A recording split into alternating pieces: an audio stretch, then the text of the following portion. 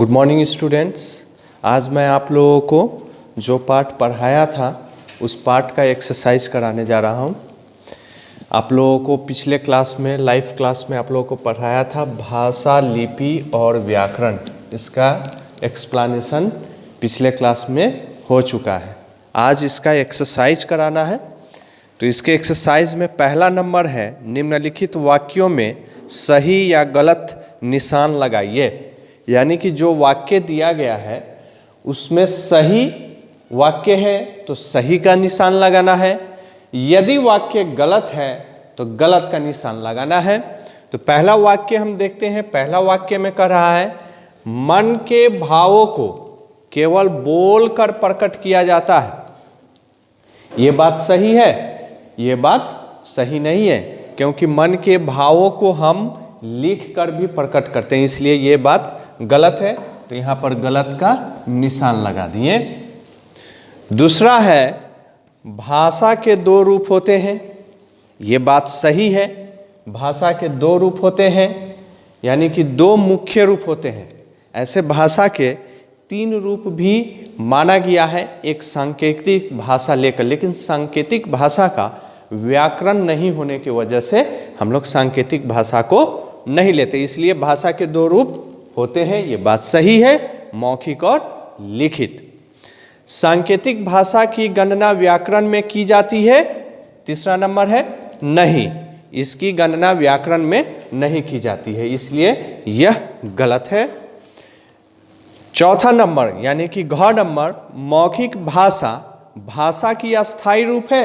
ये बात भी गलत है। मौखिक भाषा भाषा के अस्थायी रूप नहीं होती है, लिखित भाषा होती है। भाषा और बोली में अंतर होता है। ये बात बिल्कुल सही है। बोली जो है एक क्षेत्र विशेष में बोली जाने वाली भाषा है, जबकि भाषा देखा जाए तो इसका क्षेत्र व्यापक है, इसका क्षेत्र सीमित नहीं है। इसमें लिखित साहित्य मिलता है, इसमें लिखित साहित्य का अभाव होता है। तो इसलिए ये बात बिल्कुल सही है, इसलिए ये सही होगा। अब चलते हैं हम लोग च नंबर। च है, भारतीय संविधान में 18 भाषाओं की मान्यता प्राप्त है। ये बात गलत है, क्योंकि भारतीय संविधान में 22 भाषाओं को मान्यता प्राप्त है, इसलिए ये भी गलत हो जाएगा। लिखने के व्यवस्थित चिन्हों को लिपि कहते हैं। इससे पहले क्लास में आप लोगों को बताया गया कि लिपि जो होता है वो किसी भी भाषा के लिखने के ढंग को हम लिपि कहते हैं, और इसको अंग्रेजी में स्क्रिप्ट कहा जाता है।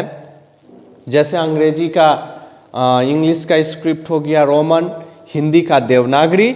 तो लिखने के व्यवस्थित चिन्हों को लिपि कहते हैं, ये बात बिल्कुल सही है।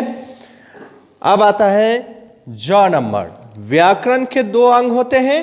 ये बात गलत है। व्याकरण के 3 अंग होते हैं, वर्ण विचार, शब्द विचार और वाक्य विचार, इसलिए यह गलत है। इसके बाद अब हम लोग एक्सरसाइज 2 करेंगे। दूसरा है, निम्नलिखित क्रियाओं में भाषा का कौन सा रूप प्रयोग होता है, निशान लगाकर बताइए। तो पहले मैं इसको मिटा दे रहा हूं, रब कर दे रहा हूं इसको, उसके बाद आप लोगों को कराएंगे।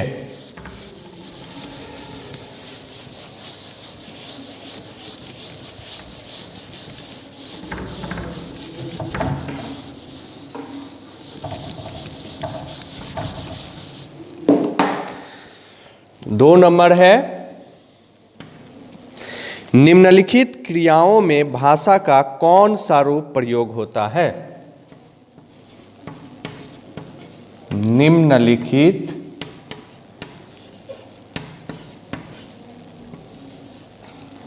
क्रियाओं में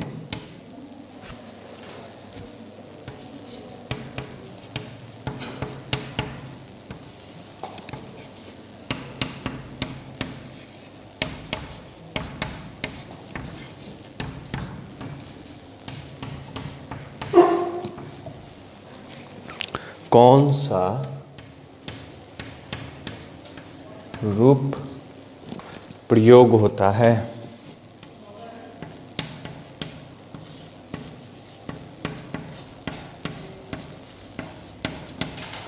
प्रयोग होता है, सही निशान लगाकर बताइए।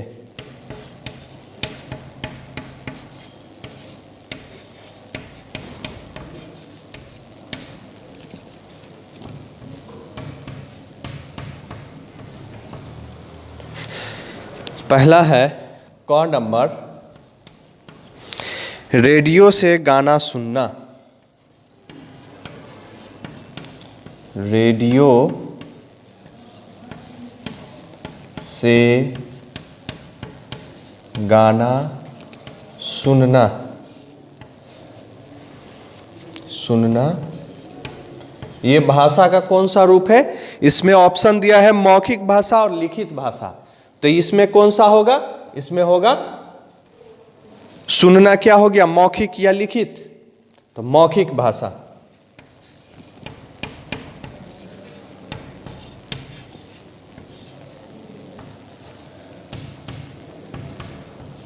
ये ऑप्शन बिल्कुल सही होगा। इसका दूसरा ऑप्शन नहीं लिख रहे हैं, जो आंसर है वही केवल लिख रहे हैं।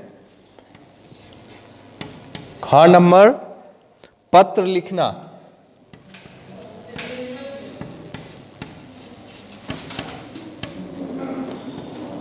पत्र लिखना यह भाषा का कौन सा रूप हुआ? तो ये हुआ लिखित रूप, यानी कि ये लिखित भाषा हुआ।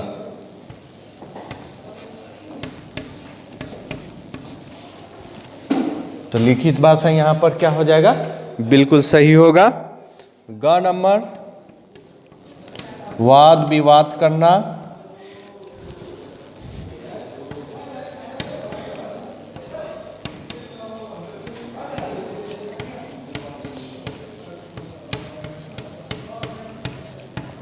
वाद विवाद प्रतियोगिता करना।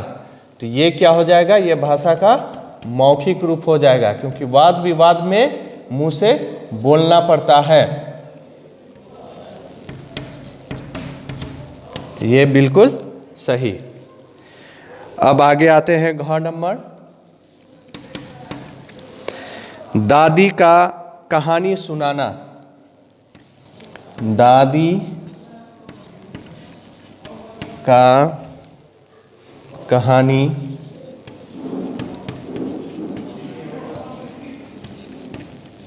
सुनाना। ये हो गया आपका मौखिक भाषा।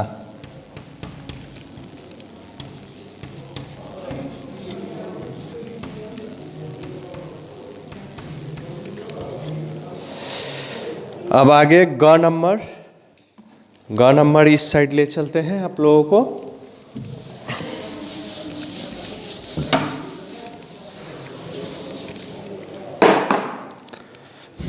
ग नंबर है आपका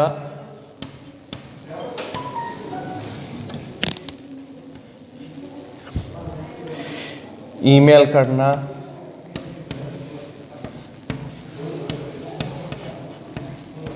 ईमेल करना भाषा का लिखित रूप होता है, लिखित भाषा। ये बिल्कुल सही है।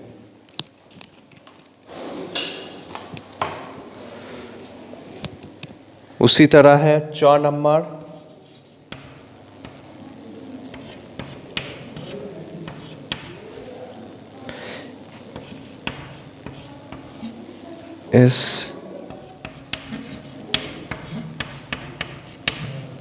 SMS करना।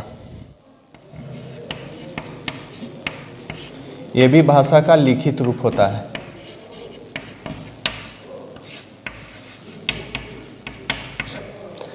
SMS करना भी क्या है? लिखित भाषा है। अब आते हैं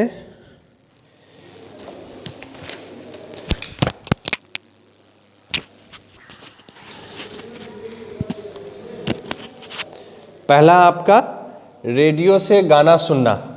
गाना सुनने में लिखित भाषा का प्रयोग नहीं होता। इसमें दो ऑप्शन है, मौखिक भाषा और लिखित भाषा। तो हम ऑप्शन नहीं लिख रहे हैं, डायरेक्ट आंसर लिख रहे हैं। तो मौखिक भाषा सही हो गया। दूसरा नंबर है पत्र लिखना। जब हम कोई चीज़ को लिखते हैं तो उससे साफ जाहिर होता है कि वो लिखित भाषा है। वाद विवाद प्रतियोगिता, वाद विवाद प्रतियोगिता यानी कि स्पीच कंपटीशन इंग्लिश में जिसको बोलते हैं, इसमें बोलते हैं तो बोलकर वाद विवाद करते हैं, इसलिए ये मौखिक भाषा हुआ, भाषा का मौखिक रूप हो गया। उसी तरह दादी का कहानी सुनाना यानी कि दादी जो कहानी सुनाती है वो भी मौखिक भाषा हो गया। अब आते हैं अंग में, ईमेल करना। ईमेल जब भी हम लोग कुछ करते हैं तो कुछ लिख कर तभी उसको मेल करते हैं, तो वो हो गया हमारा लिखित भाषा। SMS करना, SMS करना, मोबाइल से SMS करना, व्हाट्सएप पर चैट करना, ये सब हो गया लिखित भाषा, इसलिए ये भी क्या हो गया लिखित भाषा। तो मेरे प्यारे बच्चों 2 एक्सरसाइजेस आप लोगों का कंप्लीट हो गया। अब तीसरा एक्सरसाइज है वो भी करा दे रहे हैं इस क्लास में, इसको रब कर दे रहा हूँ।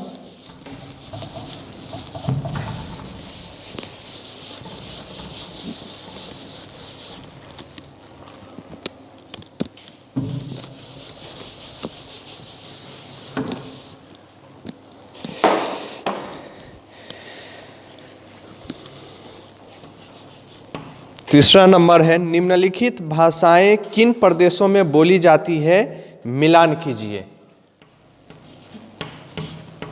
निम्नलिखित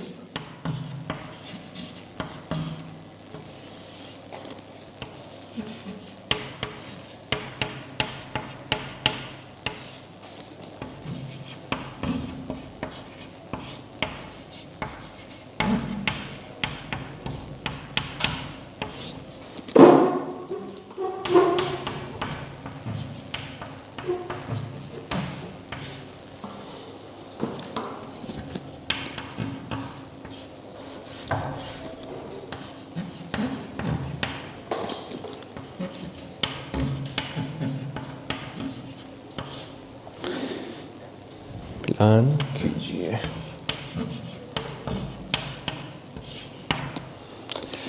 ये क्वेश्चन है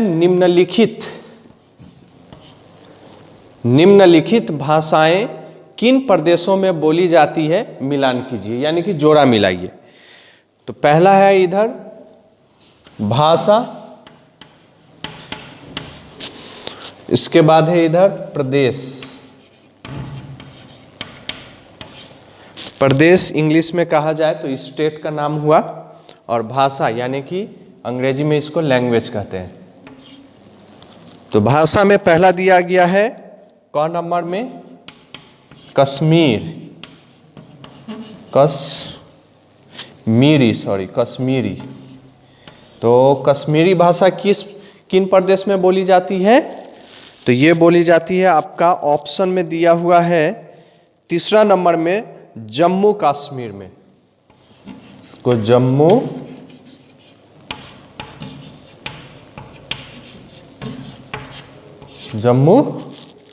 कश्मीर में बोला जाता है, तो इसका राइट आंसर हो जाएगा जम्मू कश्मीर। उसी तरह हाँ नंबर हो गया आपका तमिल।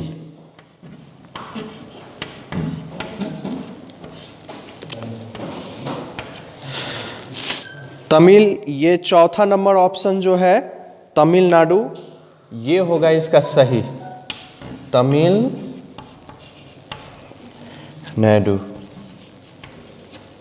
ये आपका आंसर सही होगा। उसी प्रकार ग नंबर पंजाबी है,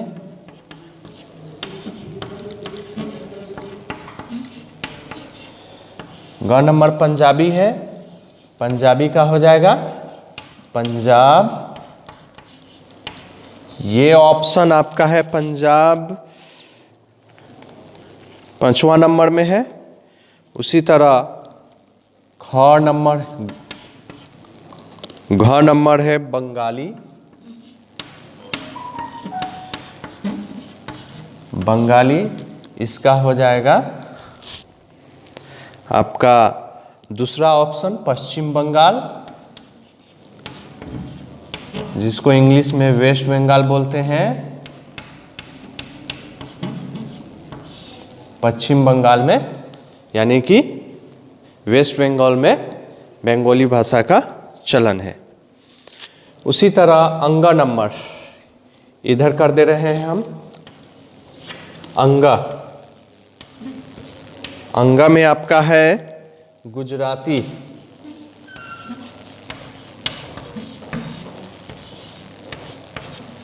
गुजराती गुजरात में बोली जाती है, जो कि सबसे लास्ट वाला ऑप्शन दिया गया है उसी में होगा छठा ऑप्शन। 6 नंबर है मलयालम, मलयालम ये आपको बोला जाता है केरल में पहला ऑप्शन। अब देखिए मेरे प्यारे बच्चों, ये क्वेश्चन नंबर 3 एक्सरसाइज जो है, निम्नलिखित भाषाएं किन प्रदेशों में बोली जाती है मिलान कीजिए। यानी कि कौन सा भाषा कौन सा प्रदेश में बोला जाता है, कौन सा लैंग्वेज कौन सा स्टेट में बोला जाता है। तो ये कश्मीरी भाषा है, कश्मीर में जम्मू कश्मीर में बोला जाता है। उसी तरह ख नंबर तमिल, ये तमिलनाडु में बोला जाता है। उसी तरह ग नंबर पंजाबी, ये पंजाब में बोला जाता है। उसी तरह घ नंबर बंगाली, पश्चिम बंगाल में बोला जाता है। उसी तरह आते हैं अंगा में गुजराती, जो कि गुजरात में बोला जाता है। मलयालम 6 नंबर, जो कि केरल में बोला जाता है। तो इस तरह से हमारे भारतवर्ष के अलग अलग राज्य में अलग अलग भाषाओं बोला जाता है, लेकिन हमारे भारतवर्ष में एक भाषा जिसको राष्ट्रभाषा के रूप में स्वीकार किया गया और वो है हिंदी। और ये कब स्वीकार किया गया मेरे प्यारे बच्चों? तो ये 14 सितंबर 1949 को स्वीकार किया गया और इसका उल्लेख, इसका एक्सप्लेनेशन किया गया है संविधान के अनुच्छेद 343 में। तब से हम एवरी ईयर हम लोग जो है हमारे भारतवर्ष में एवरी ईयर 14 सितंबर को हम हिंदी दिवस मनाते हैं राष्ट्रभाषा के रूप में। तो आज का क्लास यहीं रहा, आगे का एक्सरसाइज आप लोगों को अगले क्लास में कराया जाएगा। Thank you.